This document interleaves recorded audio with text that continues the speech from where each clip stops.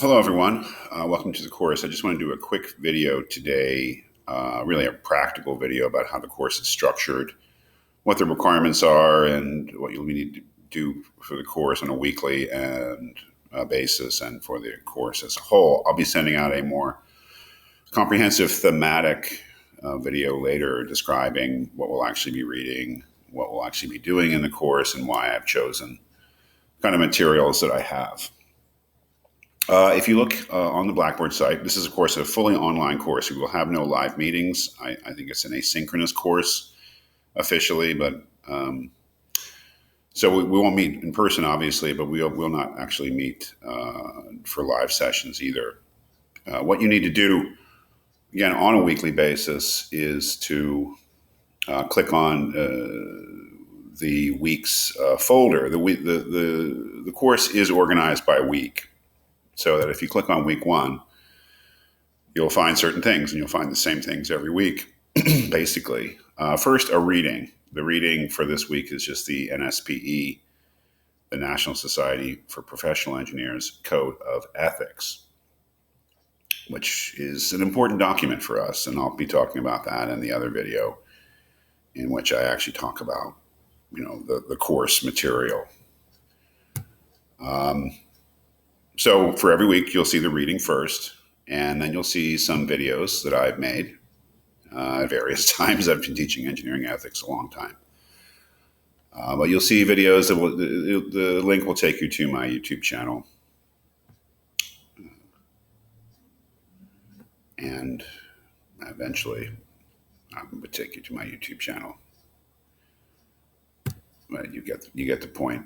So those videos are obviously optional to watch. If I was a student, I would watch them, at least until I got sick of my professor. I'd watch them, but they clue you into what I'm thinking about the reading, why I've chosen it, what I'm focusing on, what the emphasis is. So they're actually quite practical, I think, to look at. But again, that's completely up to you.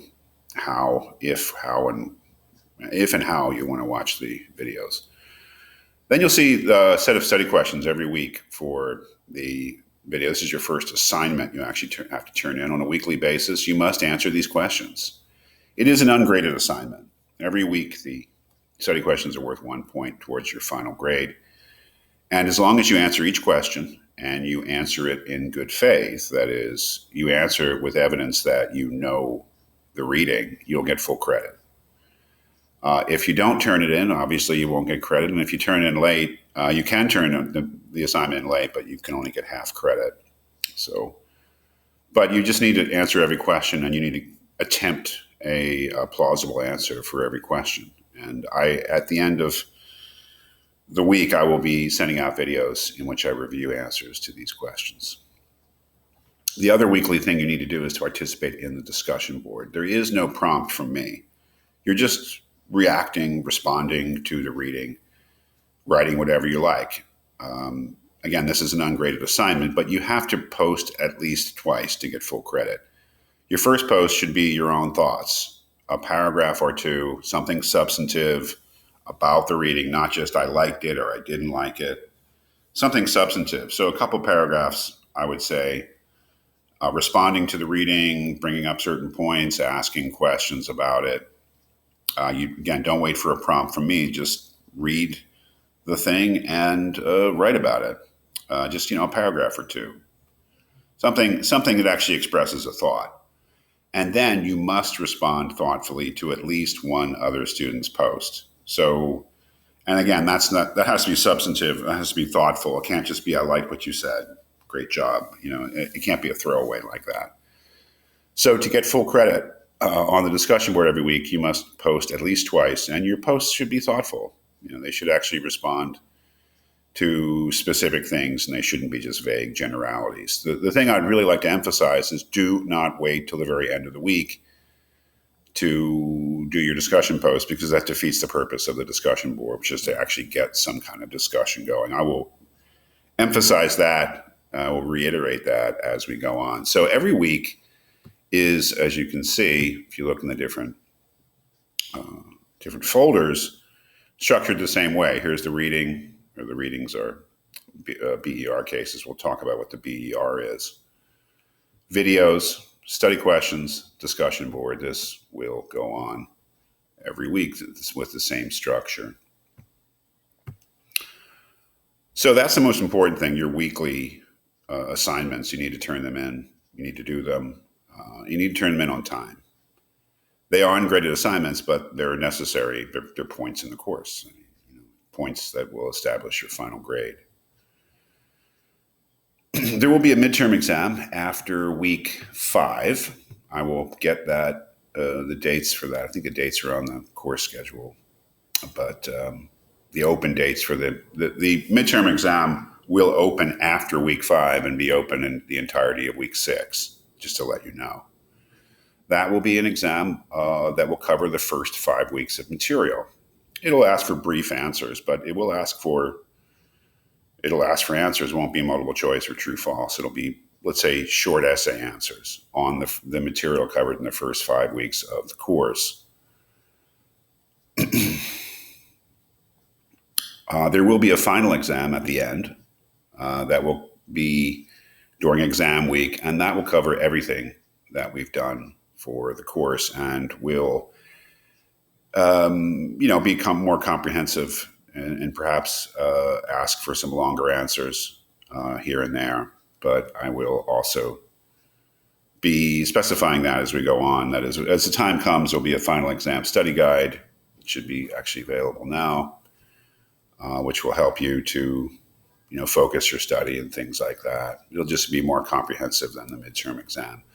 And then finally, there's a final essay, one essay of about 4 pages, which is about 1,000 words. And the general subject matter for the essay will be the relation between 2 canons, as you'll see when you look at the NSPE, the first and fourth canon of the NSPE Code of Ethics. The first canon is the so-called hold paramount canon. Engineers shall hold paramount the health, safety, and welfare of the public.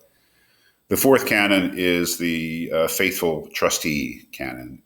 Engineers shall be faithful agents and trustees of their clients and employers.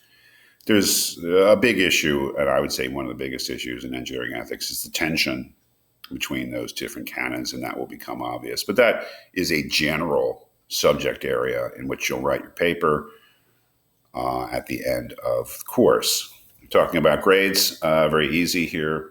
Discussion board, 10 weeks, 10 points. Study questions, 10 weeks, 10 points. Your final essay will be worth 10 points. The midterm will be worth 5, and the final exam, 10. And your grades for this course will be totally determined by the percentage of points available that you actually score. Take a look at the course outline. I will be filling in the dates for the midterm, the final exam, and the final essay. But the midterm will be open during week 6. The final exam will be open during the exam week. And the final essay will be due at the end of exam week. So be at the end of the course. I think that's about it in terms of the practical things of the course. I'll be making a video about the themes of the course and explaining some things about why I've structured the thing that I have, maybe a little background on things like the BER, the Board of Ethical Review, and my thoughts about engineering ethics. But this is the practical thing. There's no reason not to get started in the course. And if you have any questions, feel free to email me, of course, but you can also call me at my cell. I don't really like Zoom sessions. It's just easier. We'll have a conversation. There's no reason we need to have a Zoom session. Just give me a call. And that's, for any reason, for anything having to do with the course, including just wanting to talk about the course, feel free to give me a call. I'd be happy to do it. So welcome to the course. And again, if you have any questions, do not hesitate to contact me.